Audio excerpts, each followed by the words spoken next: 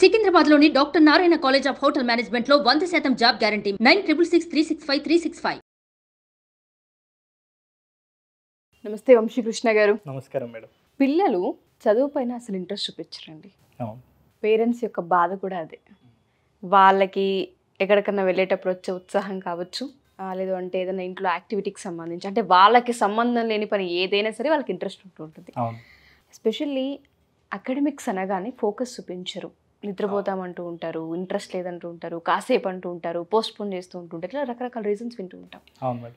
దేనివల్ల అంటారు అంటే కారణాలు ఏంటి? ఎప్పుడైతే కారణాలు పేరెంట్స్ ఐడెంటిఫై చేయగలుగుతుంటుంటారో కొన్నిసార్లు మనం ఏదో ఒకలాగా మేనేజ్ చేసి వాటి పరిణామాలను తగ్గించే అవకాశం ఉంటుంది. కాబట్టి అడుగుతున్నాను, కారణాలు ఏంటి? ఇందాక మీరు క్వశ్చన్ అడిగేటప్పుడే దాంట్లోనే మీరు క్లారిటీ ఇచ్చేసారు.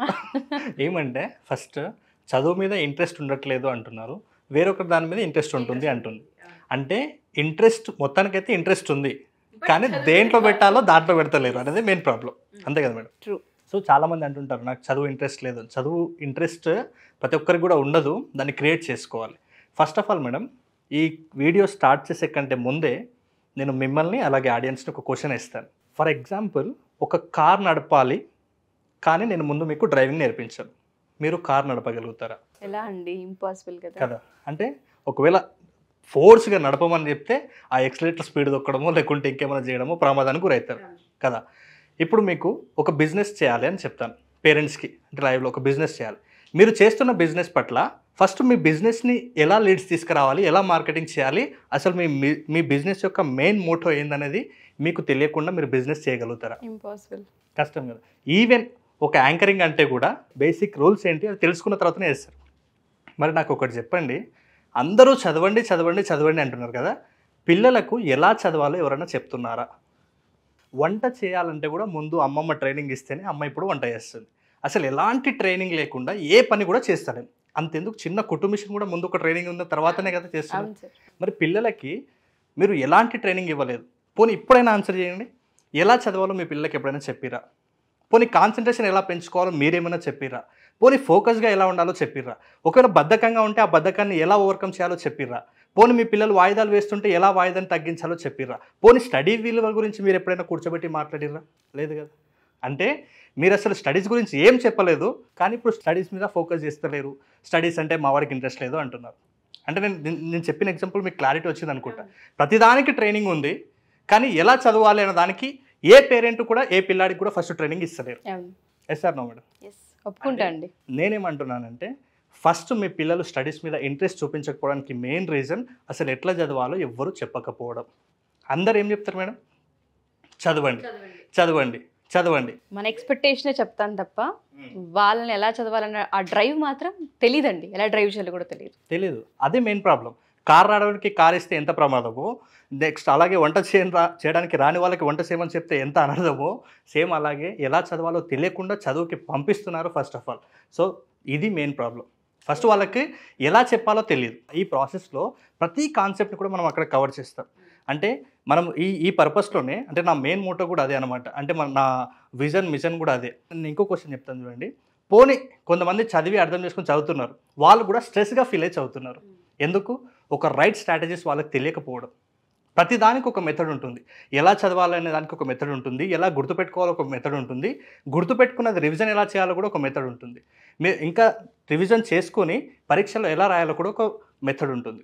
ఫర్ ఎగ్జాంపుల్, నాకు ఒక చిన్న డౌట్ మేడం, క్లారిటీ ఇవ్వండి. మీరు కామెంట్ బాక్స్లో కూడా పోస్ట్ చేయండి. అసలు పరీక్షలు అంటే ఎందుకు భయం? కామన్గా టూకీగా మీకు తెలిసిన ఆన్సరే. ఎప్పుడైతే మనం చదివింది రాదో అప్పుడు ఖచ్చితంగా ఫియర్ ఉంటుంది. మనం చదివింది వస్తుందో లేదన్నా ఫియర్ ఉంటుంది కదా. అంతకంటే ముందు ఫస్ట్ చదవడం ఎలాగో తెలుసుకోకపోవడం. అంటే ఫస్ట్ చదవడం ఎలాగో చాలా మందికి తెలియకపోవడం. ఏది చదవాలో తెలీదు, ఎలా చదవాలో తెలీదు, పోనీ చదివింది వస్తుందో లేదో గ్యారంటీ లేదు కదా.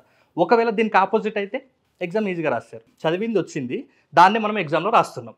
ఇప్పుడు ఒకవేళ పరీక్షలో చాలామందికి ఎందుకు ఫెయిల్ అవుతున్నారని అడిగితే, నేను చదివింది రాలేదు. నువ్వు చదివింది రాలేదు అంటే అందరు నీలాకనే ఉన్నారా? మిగతా వాళ్ళు కూడా వేరు ఉన్నారా? మీరు చదివింది రాలేదు అంటే నువ్వు ఏది ఇంపార్టెంటో తెలుసుకోకుండా నువ్వు చదివేసినావు. దీని తర్వాత నువ్వు అసలు ముఖ్యంగా అసలు ఎగ్జామ్లో నువ్వు ఎందుకు రాయలేదంటే నీకు చదివే ప్రాసెస్, చదివే మెథడ్ నీకు తెలియకపోవడం. ఆ చదివే మెథడ్ తెలిస్తే నువ్వు ఆటోమేటిక్గా దాన్ని గుర్తుంచుకునే ప్రాసెస్ కూడా తెలుసుకుంటావు. ఆటోమేటిక్గా చదివే మెథడ్ వచ్చింది, గుర్తుంచుకునే ప్రాసెస్ వచ్చింది. ఇప్పుడు నెక్స్ట్ ఆటోమేటిక్గా రాసే ప్రాసెస్ కూడా వస్తుంది కదా. అంటే నువ్వు ఎగ్జామ్లో ఫెయిల్ అవుతున్నావు అంటే నీకు మెయిన్ అక్కడ బీజం ఎక్కడ అయితే అంటే రూట్ ఉంటుంది కదా, ఆ రూట్ దగ్గర మిస్టేక్ చేస్తున్నావు. ఆ రూటే నీకు ఏ పద్ధతిలో చదవాలో తెలియకపోవడం. నువ్వు ఆటోమేటిక్గా ఎలా చదవాలో తెలిస్తే ఎలా రివిజన్ చేసుకోవాలో తెలుస్తుంది, ఎలా దాన్ని గుర్తు తెచ్చుకొని ఎగ్జామ్లో రాయాలో కూడా తెలుస్తుంది. కాబట్టి నేను ఏమంటున్నాను అంటే ప్రతి పిల్లాడు ఎందుకు మీరు స్టడీస్లో మీ పిల్లలు వీక్గా ఉన్నారంటే మీ పిల్లలు ఎలా చదవాలో తెలియకపోవడమే అతి పెద్ద రీజన్. కావాలంటే కూర్చోబెట్టి మీ పిల్లల్ని అడగండి. వాళ్ళు ఆ ప్రాబ్లమ్ని బయటికి చెప్పలేక అది ఎవరి దగ్గర చెప్పాలో తెలియక అలాగే సఫర్ అవుతున్నారు స్టిల్. ఎలా సార్ మరి దాని నుంచి ఎలా బయటపడేయాలి పిల్లల్ని, ఎలా వాళ్ళకి అలవాటు చేయాలి, ఆ సిస్టమ్ని ఏమైనా ఎలా ఎడ్యుకేట్ చేయాలి అంటారు? సో దీన్ని ఎలా ఓవర్కమ్ చేయాలంటే మేడం మనం క్లాసెస్ కండక్ట్ చేయబోతున్నాం. ఈ క్లాసెస్లో ఏముంటుందంటే మెమొరీ టెక్నిక్స్, దాంతోపాటు స్పీడ్ రీడింగ్ టెక్నిక్స్ ఉంటాయి. అంటే దీంట్లో ప్రతి పిల్లలకి కూడా అవసరమైనటువంటి, ఇంతకుముందు నేను చెప్పాను కదా ఎలా చదవాలో తెలియదని, ఎలా చదవాలని ప్రతి దానికి కూడా ఒక మెథడ్ ఉంటుంది. ఎలా ఫోకస్ చేయాలి, ఎలా కాన్సన్ట్రేషన్ చేయాలి, ఎలా ప్రతి విషయాన్ని నేర్చుకున్నది ఎలా రివిజన్ చేయాలి, ఆ రివిజన్ ఎన్ని రకాలుగా చేయొచ్చు, ఒక 3 months ముందు ఎలా రివిజన్ చేయాలి, 6 months ముందు ఎలా రివిజన్ చేయాలి, ఎగ్జామ్ ముందు మనం ఎలాంటి రివిజన్ చేయాలి, దాని ద్వారా మనం ఎగ్జామ్స్లో ఎలా బెస్ట్ మార్క్స్ తీసుకురావాలనే కాన్సెప్ట్ ఓవరాల్గా 10 days పాటు నేను క్లాస్ కండక్ట్ చేస్తున్నాను మేడం. మా ఈ ఎపిసోడ్ కనుక చూస్తే మీకు ఇన్ డీటెయిల్గా కనుక కావాలి అనుకుంటే క్లాస్ స్టార్ట్ అవ్వబోతుంది. ఎస్పెషల్లీ ఎలా రివిజన్ చేయాలి, ఎలా చదవడం అనేది బేసిక్గా ఎలా స్టార్ట్ చేయాలి, ఆ రూట్స్ అని సరిచేసే అవకాశం అండ్ ఒక మంచి ఆపర్చునిటీ అనే చెప్పుకోవచ్చు. దయచేసి మీ పిల్లలు గుర్తుపెట్టుకోలేకపోతున్నారు, చదివింది మర్చిపోతూ ఉన్నారు, లేదంటే ఎలా చదవాలో తెలియట్లేదు, ఏది ఇంపార్టెంటో ఐడెంటిఫై చేయడం కష్టంగా ఉంది, ప్రతిసారి ఇన్సెక్యూర్కి గురి అవుతున్నారు అనుకున్న వాళ్ళందరికీ కూడా ఈ సెషన్ హెల్ప్ అవుతూ ఉంటుంది. అయితే దీంతో పాటు నేను ఇంకొక చిన్న పాయింట్ మీకు చెప్పాలనుకుంటున్నాను మేడం. అయితే చాలామందికి అసలు ఈ భయం ఎక్కడ స్టార్ట్ అవుతుంది అనే విషయాన్ని మనం తెలుసుకుందాం. స్కూళ్ళలో ప్రతి విద్యార్థికి చాలామంది విద్యార్థులు స్కూల్లో క్లాసెస్కు వెళ్తారు. వెళ్ళిన తర్వాత అక్కడ టీచర్ లెసన్ చెప్పేటప్పుడు చాలామంది కొంతమంది వింటారు. ఎప్పటి వరకు వింటారంటే వాళ్ళకి ఆ విషయం తెలిసినంత వరకు, వీళ్ళు దాన్ని అర్థం చేసుకున్నంత వరకు మాత్రమే వీళ్ళు లెసన్ మీద ఫోకస్ ఇస్తారు. ఆ తర్వాత వీళ్ళకు మైండ్ వ్యాండరింగ్ స్టార్ట్ అవుతుంది. అంటే అటు ఇటు వెళ్ళడం, బయట ఏం చేస్తున్నారో, మా ఇంటి దగ్గర ఏం చేస్తున్నారో, ఇట్లాంటివి స్టార్ట్ అవుతుంది. సో ఆటోమేటిక్గా వీళ్ళకి అక్కడ ఏదైతే సబ్జెక్టు కొత్తగా ఉందో ఆ కొత్తగా ఉన్న సబ్జెక్టు వీళ్ళ లర్నింగ్ యాటిట్యూడ్కి మ్యాచ్ కానప్పుడు, ఈ లర్నింగ్ యాటిట్యూడ్ అంటే కూడా మళ్ళీ చెప్తాను, కొంతమంది చూసి నేర్చుకుంటారు, కొంతమంది విని నేర్చుకుంటారు, కొంతమంది చేసి మాత్రమే నేర్చుకుంటారు. దీన్నే విజువల్, ఆడిటరీ, కైనెస్థెటిక్ లెర్నర్స్ అంటారు. సో ఈ పిల్లలు ఏ కేటగిరీకి చెందిన వాళ్ళో గుర్తించి టీచర్స్ అలాంటి కేటగిరీ వాళ్ళకి ఎలా చెప్పాలో, ఏ టీచింగ్ స్టైల్ని ఫాలో అవ్వాలో ప్రతి టీచర్ కూడా వీళ్ళ మీద ఫోకస్ చేస్తే వీళ్ళ కాన్సన్ట్రేషన్ దెబ్బతినదు. కానీ ఈ మధ్యకాలంలో అందరికీ ఒకటే మెథడ్ టీచ్ చేస్తున్నారు కాబట్టి అలాంటి టీచ్ చేసే మెథడ్లో కొంతమంది ఫోకస్ చేస్తారు, కొంతమంది అక్కడ నుంచి తప్పుకుంటారు. అలా తప్పుకున్నప్పుడే వీళ్ళు సైడ్లు చూడడము, లేకుంటే పక్కన వాళ్ళ దగ్గర మాట్లాడడం, ఇట్లాంటి డిస్ట్రాక్షన్స్ చేస్తారు. ఇంకా అలాంటి టైంలో టీచర్స్ వీళ్ళని తిడతారు. వీళ్ళు ఓవరాల్గా ఇంకా డిసప్పాయింట్ అయిపోతారు. టీచర్ తిట్టిన వెంబడే ఆటోమేటిక్గా టీచర్ అంటే కోపం వస్తుంది. ఆ టీచర్ కోపం ఉందంటే ఆ సబ్జెక్ట్ని అసలు ఇష్టపడరు. ఆ సబ్జెక్టు ఇష్టపడినప్పుడు అసలు ఆ క్లాస్ అంటేనే నచ్చదు. ఇంకా ఆ క్లాస్ అన్నప్పుడు వీళ్ళు స్కూల్ బంక్ కొట్టి బయటికి వెళ్ళిపోతారు. అంటే ఓవరాల్గా వీళ్ళకి స్కూల్లో ఎంతవరకు అయితే ఫోకస్ చేయగలుగుతున్నారో ఆ ఫోకస్ ఉన్నంత వరకు క్లాస్లో ఉంటున్నారు. ఆ ఫోకస్ తగ్గిపోయిన తర్వాత వెంటనే వీళ్ళు డిస్ట్రాక్ట్ అయిపోతున్నారు. సో ప్రతి పిల్లలకి కూడా ఈ ఫోకస్ ఎలా చేయాలి, కాన్సన్ట్రేషన్గా ఎలా కూర్చోవాలి, మనకు అర్థం కాని కాన్సెప్ట్ ఉంటే ఎలా అడగాలని అనే విషయాన్ని కూడా ప్రతి పేరెంట్, ప్రతి టీచర్ కూడా వాళ్ళని అర్థం చేసుకొని వాళ్ళకి అడిగే అవకాశాన్ని ఇవ్వాలి. చాలామందికి తెలియదు, అక్కడ డౌట్స్ వస్తుంటాయి, అక్కడ క్లారిటీ చేసుకోవడానికి. కానీ వీళ్ళు సోషల్ యాంగ్జైటీ వల్లనో, లేకుంటే ఇంకొకరు ఏమన్నా అంటారనో, వేరొకరు ఎగతాళి చేస్తారనో, లేకుంటే నాకు లేచి అడిగే ధైర్యం లేదనో, మొహమాటం వలన చాలామంది అడగరు. సో దీనివల్ల ఏమవుతుందంటే ఆ డౌట్గానే మిగిలిపోతుంది. వీళ్ళు ఆటోమేటిక్గా స్కూల్ అంటే భయం, టీచర్ అంటే భయం, ఓవరాల్గా క్లాస్ అంటేనే మొత్తానికి భయపడి క్లాసెస్ అనేది నిదానంగా బంక్ కొట్టేస్తారు. ఆటోమేటిక్గా ఆ సబ్జెక్ట్లో వీక్ ఉంటారు, ఎగ్జామ్స్లో రిజల్ట్స్ 0 ఉంటుంది. సో ఇలాంటి విద్యార్థులని పేరెంట్స్ ఏం చేస్తారు, మా పిల్లలు వీక్ ఉన్నారు, వీళ్ళ కోసం ట్యూషన్స్ పెడతారు. మళ్ళీ అంటే అక్కడ జరిగిన మిస్టేక్ని ఫుల్ఫిల్ చేయకపోవడం వల్ల పేరెంట్స్ మళ్ళీ ట్యూషన్స్ పెట్టినా, లేకుంటే ఎన్ని స్పెషల్ క్లాస్ పెట్టినా ఆ రిజల్ట్ అనేది వీళ్ళు ఎప్పటికి కూడా క్యాచ్ చేయలేరు. కాబట్టి కాన్సన్ట్రేషన్, ఫోకస్ టెక్నిక్స్ అనేది కూడా క్లాస్లో నేను నేర్పించబోతున్నాను మేడం. సో మీరు అన్నట్టుగానే టీచర్ ఫియర్ కావచ్చు, లేదంటే క్లాస్ రూమ్లో ఫియర్ కావచ్చు, కొన్నిసార్లు అర్థం కాకపోవడం కావచ్చు, ఇలా రకరకాల పరిణామాలు ఉంటుంటాయి. అండ్ వీటితో పాటు ఇంకా ఏ విషయాలు ఇంపాక్ట్ చేస్తాయంటారండి?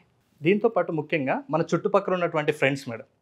ఫ్రెండ్స్ ఎలా ఉన్నారో కూడా ప్రతి పేరెంట్ కూడా కొంచెం దృష్టిలో పెట్టుకోవాలి. అంటే చదివే పిల్లలు ఉన్నారా, లేకుంటే తిరిగే ఫ్రెండ్స్ ఉన్నారా, లేకుంటే బ్యాడ్ హ్యాబిట్స్ ఉన్నటువంటి ఫ్రెండ్స్ ఉన్నారా, మీ చుట్టూ ఉండే 5 మెంబర్సే మీ లైఫ్ ఏంటో డిసైడ్ అవుతుంది. కాబట్టి మ్యాక్సిమం మీ రిలేషన్షిప్ ఎలా ఉంది, అంటే వాళ్ళు ఎలాంటి వాళ్ళతో ఫ్రెండ్షిప్ చేస్తున్నారు. ఇంకొకటి చాలామందికి మొహమాటం, భయం, ఒక దగ్గర మాట్లాడాలంటే కూడా చాలా భయం ఉంటుంది. సో అలాంటి వాళ్ళకి కూడా మనం ఇక్కడ జూన్ 15 నుంచి స్టార్ట్ అయ్యే క్లాస్లో ఫస్ట్ డే 1 నుంచి కూడా వాళ్ళకి ఆ 10 డేస్లో పర్ఫెక్ట్ ట్రైనింగ్ ఇస్తాను. నేను బిఫోర్ స్టూడెంట్ ఆఫ్టర్ స్టూడెంట్ అన్నటువంటి అలాంటి తేడాను తీసుకొచ్చి మీకు చూపిస్తాను. కాబట్టి ప్రతి పేరెంట్ కూడా మీ పిల్లాడికి ఎక్కడ మిస్టేక్ జరుగుతుంది ఆ రూట్ కాజ్ని పట్టుకొని దాని ద్వారా కంప్లీట్గా వాళ్ళకు ఒక ట్రైనింగ్ ఇస్తే ప్రతి ఒక్కరు కూడా అద్భుతమైన వ్యక్తిగా, అద్భుతమైన మెమరీ పవర్ ఉన్నటువంటి వ్యక్తులుగా తయారవుతారు. నేను ఒకటే చెప్తున్నాను, ఎవరికి మెమరీ పవర్ పుట్టుకతో రాదు.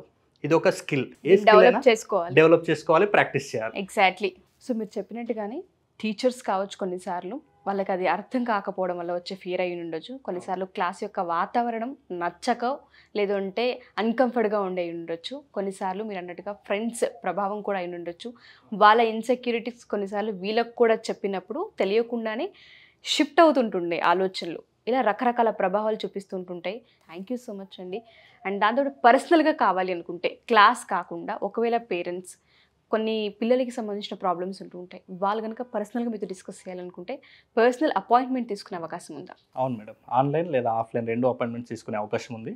ఎవరికైనా అలాంటి అవసరం ఉంటే ఇక్కడ స్క్రీన్ మీద కనబడుతున్న నెంబర్కి కాల్ ఆర్ మెసేజ్ చేస్తే మా టీం మీకు పూర్తి డీటెయిల్స్ అందిస్తారు. Vamsi garu, thank you. Vamshi garu, thank you so much. Thank you madam.